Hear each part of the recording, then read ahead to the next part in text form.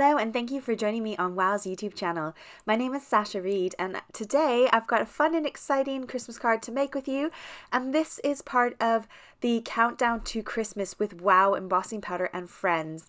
And today we are on day 22, so I've got a nice little surprise at the end of the video where you can see what the prize is for today. And all you need to do to enter is to pop over to WOW's website and join their mailing list, and then you are qualified to enter in the giveaways for the countdown to Christmas. So today's video I'm using some scrapbook.com stamps and dies, as well as these embossing powders here on the screen. The verdant one is from a nice trio set from the Funky Fossil trios, and you get this gorgeous like purple one which has got like some splashes of black in, and then the lighter purple has got like splashes of white in. It's a gorgeous, lovely set to have if you haven't got it in your collection already, but this green one is stunning for Christmas cards, and that's what we're going to do today. I'm also going to use this Slimline embossing folder from Horton Crafts and some green ink, which is the Versifying Clair ink. I've also got some blending brushes. These are really handy dandy cheapo makeup brushes, so you don't need anything expensive or fancy. And I'm going to use my stamp platform purely because it's nice and easy and I can line it up and stamp it a couple times if I don't get it nice and clear. So I'm going to start by stamping my Christmas tree in dark green, and then I'm going to go ahead and cover that in some clear embossing powder. And I'm doing this just to make sure my ink doesn't smudge and doesn't smear down my paper, because I'm going to add a lot of ink on top of that. And if we don't kind of put a little cover over the top of it, it will start to smudge. It is a pigment ink, not a dye ink, so it does take longer to dry, and we are going to go direct to paper with our ink pad in a second, and I don't want to end up with this color in my ink pad. So I've got my WOW heat tool and I'm just going to go ahead and melt that. Once it's nice and cool, I'm going to take my embossing ink and just kind of squish that all over the top to kind of give a nice layer of ink over top of that Christmas tree. Now I am going to die cut this out, so I don't need to cover the whole entire sheet of cardstock, so I'm just kind of going around where the Christmas tree is. Now I can come in with my clear embossing powder again and give that a nice firm coating over the top of where that ink pad was. And I'm going to repeat this step a few times because I want to have a nice sort of thick base of embossing powder to work with. So I think I did this 4 times. You could do less, but honestly I wouldn't go any less than 3 times. You want a nice thick layer of that embossing powder on there.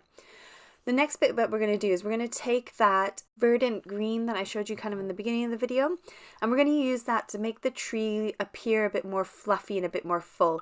And the gold in it kind of gives that kind of Christmassy sparkle to it, almost makes it look a bit like baubles.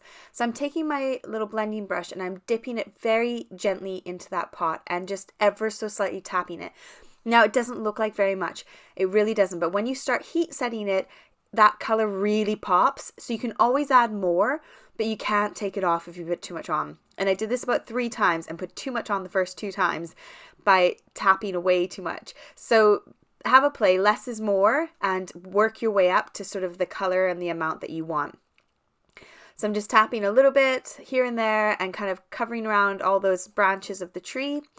And then the magic happens when we bring in our heat gun again. And I'm going to melt that powder that I just sprinkled on the top, but I'm also going to heat it for quite a while and making sure that I melt the layers of embossing powder that I've got underneath. And it kind of just makes it flow beautifully. And you end up with what looks like quite a chunky, nice embellishment rather than just a die cut with embossing powder on the top. So adding those extra layers of the clear embossing powder allows us to have a really shiny, really sort of dimensional looking embellishment when we're done. So I'm going to take some low tack tape. This is from scrapbook.com. They're mint tape, and I'm going to cut that out. I've also cut out 2 extra layers so that I can stick that Christmas tree on there and kind of flatten it out a bit. It's a little bit warped because we've heated it so much. So adding the layers of cardstock rather than using foam tape just helps to make it nice and beautifully flat, as well as give it a bit more dimension off my card front. So I'm making sure to add on some like nice liquid glue that dries quick and holds nice and strong. And then we've got a nice flat embellishment. Now if you find you can see your little die cut edges from where your die kind of pushed into that embossing, you can go ahead and take your heat gun, heat it again, and it will nicely, beautifully melt all those edges and make it look really smooth and lovely. If you get any imperfections in your embossing powder ever, you can always do that. You can always take your heat gun, heat it back up again, and it kind of melts it and levels itself out. Now I'm going to cut myself a little panel to go on top of my card front. So I'm taking off just 1 centimeter from that, and then it fits beautifully also into this embossing folder from Horton Crafts, which is this beautiful star embossing folder. And I'm going to run that through my Big Shot. Now that gives us a gorgeous, like 3-dimensional looking background. And because it's in white, it's not going to take away from the tree that we've just made. So I'm going to stick the white on white onto my card front. So I only took that one edge off of the card front panel. So we've got that kind of like 2 edges on the left and right, but the top is the same height as the card. If that makes sense. I'm going to go ahead and stamp myself some sentiments. I'm going to do Merry and Christmas from the Wow stamp sets. I think they're just called Merry, and I think they're called Christmas. It's 2 different stamp sets. So I'm going to stamp those out and heat emboss them in gold so that they go along with sort of the gold theme. Now I'm doing a few of them just so I've got a few spare, and this is a nice way to kind of add some extra sentiments into your collection so that when you're making future cards you can go a bit quicker and you've got some sentiments pre-ready to go. Also, if you muck up, then you've got some extras already there and you don't have to stress about it. Now I line them up using a ruler in my stamp platform, and that makes it easy to cut out as well because I can just stick it into my paper trimmer and just slice those right out of my cardstock and have nice even level sentiments. I'm going to add some foam onto the back. This is again from scrapbook.com. It is their nice sort of, I think it's for making shaker cards foam, but it fits really perfectly behind little sentiments. So I popped my little Merry Christmas on there and then found some gems in my stash and stuck those on the front of the card, and that's how it finished off my Christmas card for today.